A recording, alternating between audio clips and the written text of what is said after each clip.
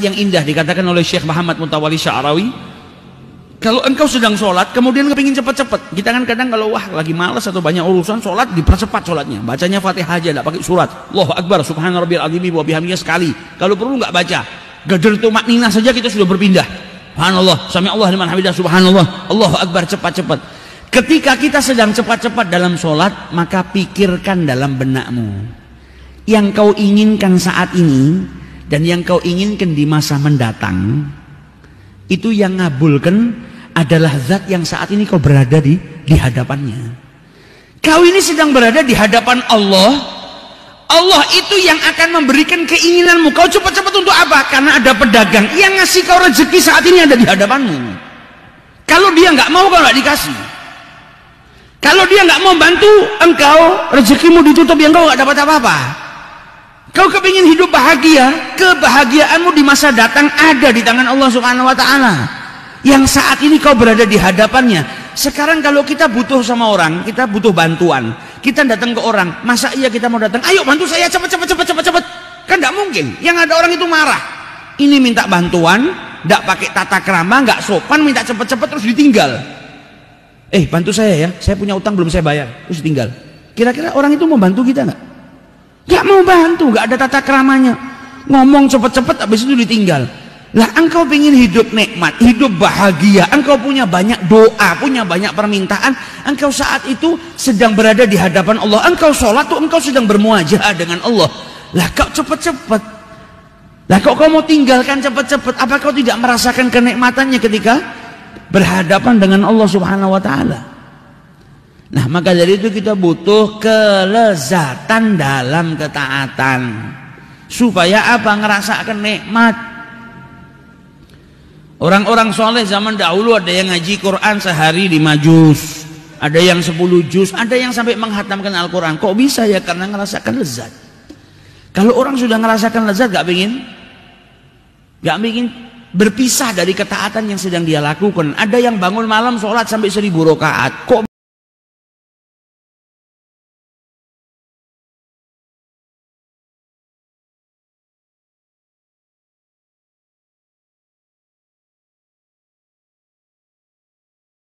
membaca berita di sosial media kan ngerasakan lezat. Kadang duduk sampai 5 jam nggak kerasa. Duduk 2 jam 3 jam di satu tempat nggak bergerak. Padahal kalau duduk di masjid 2 jam 3 jam itu sudah segala macam penyakitnya dah. Anyang-anyangan, pegel semua. Padahal sama. Justru masjid ini karpetnya enak, pencahayaannya bagus, ada AC-nya dingin. Kalau dia duduk di luar, duduk di atas kayu nggak enak, panas. Tapi begitu dia pegang handphone, dia sudah merasakan kenikmatannya dengan alat kecil yang ada di tangannya. Dia baca akhbar, dia baca kabar-kabar, dia baca tentang apa yang terjadi, ngerasakan nikmatnya sampai akhirnya apa? Orang yang duduk sebelahnya 2 jam 3 jam ya nggak diajak omong. Dia lebih asik pegang handphonenya.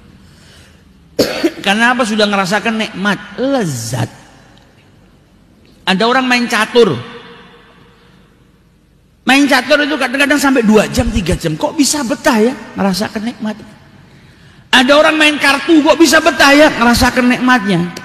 Ada orang main game online tuh, ada orang main game online kadang masuk jam 1 siang, keluar besok paginya jam 1 siang lagi, 24 jam nggak gerak depan game. Kenapa? Ngerasakan nikmat, asyiknya main.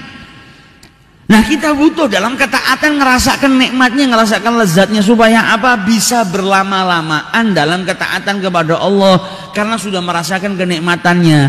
Caranya bagaimana? Salah satunya dengan mencintai Nabi Muhammad sallallahu alaihi wasallam. Jadi mencintai beliau adalah salah satu daripada sarana yang menjadikan kita bisa mendapatkan halawatul iman. Sebagaimana disabdakan oleh Rasul sallallahu alaihi wasallam, diriwayatkan oleh Al-Imam Al-Bukhari dan Muslim, "Thalathun man kunna fihi wajada halawatul iman." Ada 3 hal yang kalau ada pada salah seorang pada diri salah seseorang, maka dia akan mendapatkan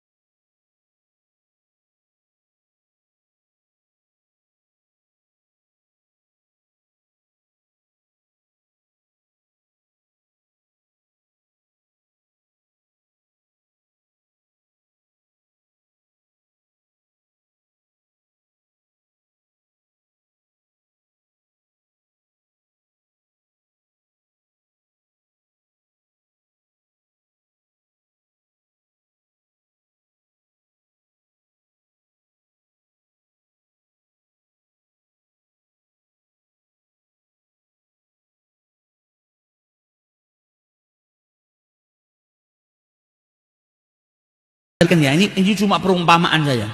Kalau ada raja, itu terima tamu secara umum itu sholat 5 waktu. Sholat 5 waktu itu seakan kita itu bermuajah dengan Allah, seakan raja yang open house, buka istananya, ya siapapun bisa berjumpa dengan raja, tapi umum. Tapi tahajud qiyamul lail adalah waktu khusus engkau berjumpa dengan Allah Subhanahu wa taala. Waktunya maksudnya bermuajah. Jadi waktu engkau berdua-duaan dengan Allah Subhanahu wa taala. Kalau diibaratkan seperti kalau sholat 5 waktu itu raja terima tamu tapi open house, tamunya rame. Tapi kalau tahajud engkau berdua-duaan, engkau 4 mata dengan raja tersebut.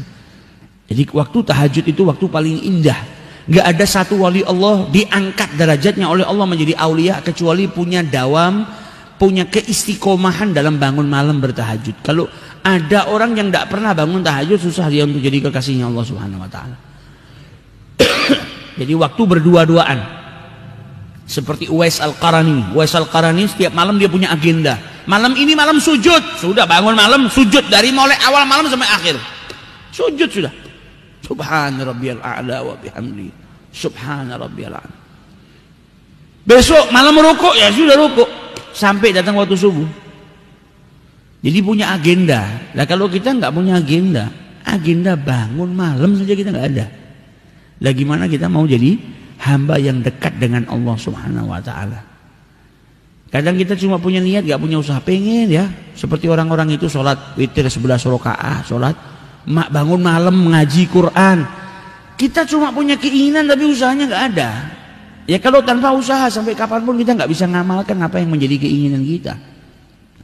Maka dari itu diusahakan minimal. Kalau memang tidak bisa, wah saya susah banget kalau bangun malam. Minimal selagi belum bisa, lalu bangun malam di tengah-tengah malam bangun, jangan langsung balik tidur. Minimal baca istighfar. Astaghfirullahaladzim.